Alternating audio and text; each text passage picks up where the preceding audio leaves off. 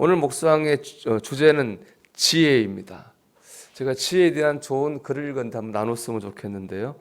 이것은 청년 사역으로 유명한 이승장 목사님이 쓰신 왜 나는 예수를 닮아가는가에 나오는 글입니다.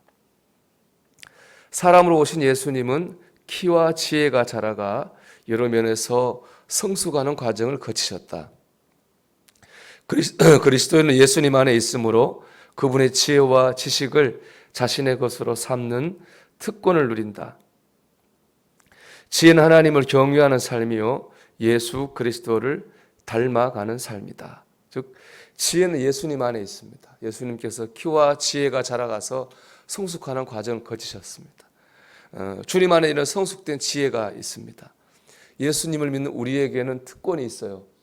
예수님 안에 있는 지혜를 우리가 깨달을 수도 있고 그 지혜를 사용할 수도 있는 특권입니다. 그렇기 때문에 지혜로운 삶이란 예수님을 닮아가는 겁니다.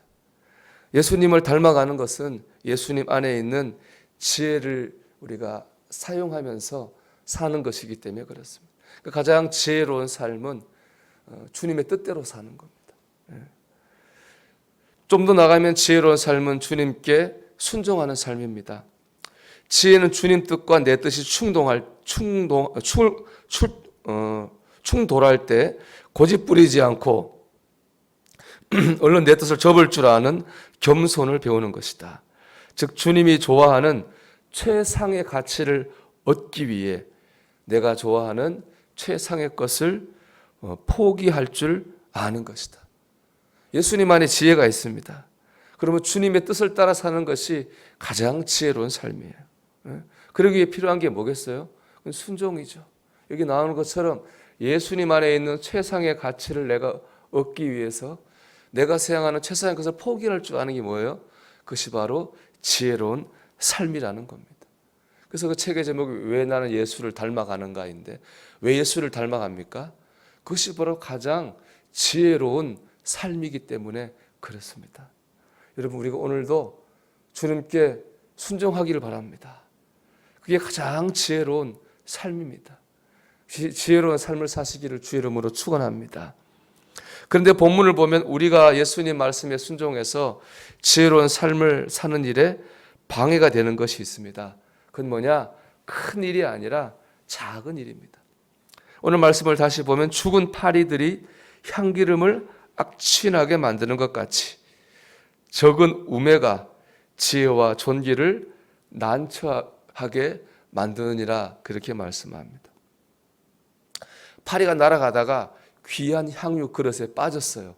여기 보면 여기는 한 마리로 되어 있지만 원문 보면 파리들이라고 그랬어요. 여러 마리 파리가 향유 그릇에 빠졌어요. 거기서 죽어가겠죠. 그 파리가 죽어가면서 남긴 그 냄새 때문에 그 귀한 향유를 못 쓰게 됐다. 그런 말입니다. 여기서 보면 파리와 귀한 향유가 대조가 되죠. 파리는 어떤 거예요? 아주 작고 하찮은 거예요. 근데 귀한 향유는요, 글자가 그대로 귀하고 좋은 거예요. 아주 작고 별것 아닌 것 때문에 귀한 것을 못 쓰게 됐다는 겁니다. 우리 삶으로 적용하면은 파리는 작은 잘못이에요. 우리의 말 한마디, 우리의 순간적인 어떤 감정, 그런 작은 거죠. 거기에 비해 향유는 큰 명예와 지혜를 뜻합니다. 우리의 작은 잘못 때문에 명예가 더럽혀지고 우리가 잘못된 길로 간다는 말입니다. 다윗은 우리아의 아내 밧세바와 불륜을 범하는 죄를 졌어요. 순간이죠. 밧세바가 목욕하는 거 본 그 순간의 유혹을 이기지 못해서 불륜의 죄를 범했습니다. 그 결과가 어떻게 됐어요? 하나님과의 관계가 파괴됐습니다. 구원의 기쁨이 사라졌습니다. 그의 가정 가문에는 큰 자녀가 죽는 큰 심판이 임하게 됐습니다. 그 짧은 시간에 작은 유혹 때문에 너무나 큰 것을 잃어버렸잖아요. 작은 유혹, 작은 불순종, 순간의 분노와 감정, 이런 작은 것들 때문에 우리는 너무나 귀한 것을 잃어버리게 됩니다. 그러니까 우리가 그런 유혹이 찾아올 때, 그런 불순종의 시험이 찾아올 때 우리가 생각해야 돼요. 내가 이 말하고 내가 이렇게 행동하면 내가 뭘 잃어버릴까에 대한 생각을 해야 돼요.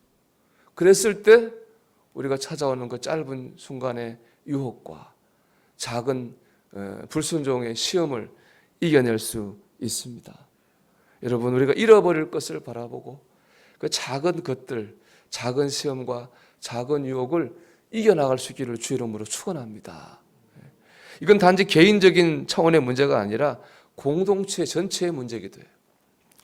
전도서 9장 18절은 말합니다. 죄인 한 사람이 많은 선을 무너지게 하느니라. 죄인 한 사람이 많은 선을 무너지게 하는 겁니다.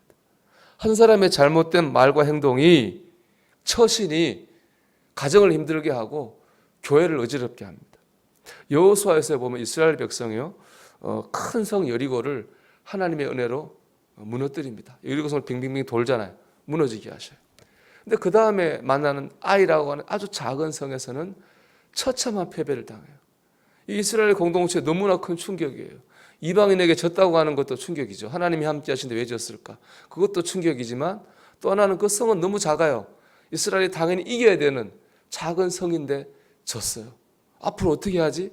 이스라엘 백성이 완전히 낭망했습니다. 하나님께서 오셔서 그들이 진 이유를 알려주셨습니다. 그들이 왜 그 작은 성에서 진지 아십니까? 아간이라는 한 사람의 죄 때문이었어요. 하나님께서 여리고성을 무너뜨려 주실 때에 이 성에서 얻은 모든 전리품은 다 하나님께 바치라고 그랬습니다. 아간이 자기 개인의 욕심 때문에 거기서 얻은 금과 은덩이 그리고 신할산의 외투를 자기 집에 몰래 숨긴 거예요. 하나님은 아시죠? 그 아간의 불순종, 그 불순종 때문에 이스라엘 공동체가 전쟁에서 패배하게 된 것입니다. 나 한 사람의 불순종 때문에 가정이, 교회가 하나님께 복을 받지 못하고 영적으로 패배하고 고난을 받을 수 있다는 겁니다. 그러니까 나 한 사람의 문제라고 생각해서는 안 되는 거죠. 이건 나 한 사람의 문제가 아니에요. 내가 하고 싶은 대로 말하고 내가 하고 싶은 대로 감정을 쏟아내는 거는 그건 나 한 사람의 문제가 아닌 거예요. 그것 때문에 우리 가정과 교회가 어떤 영향을 받을 것인가를 우리는 생각해야 됩니다. 우리는 가정과 교회를 향한 축복의 통로가 돼야 되겠습니다. 여러분, 주님 말씀에 끝까지 순종하는 것이 지혜입니다. 우리가 오늘도 그 작은 유혹과 시험을 이기고 끝까지 순종함으로 나도 복을 받고 우리 가정과 교회의 축복의 통로가 될 수 있기를, 그 작은 말, 작은 마음 우리가 주님께 드릴 수 있기를 주의 이름으로 축원합니다.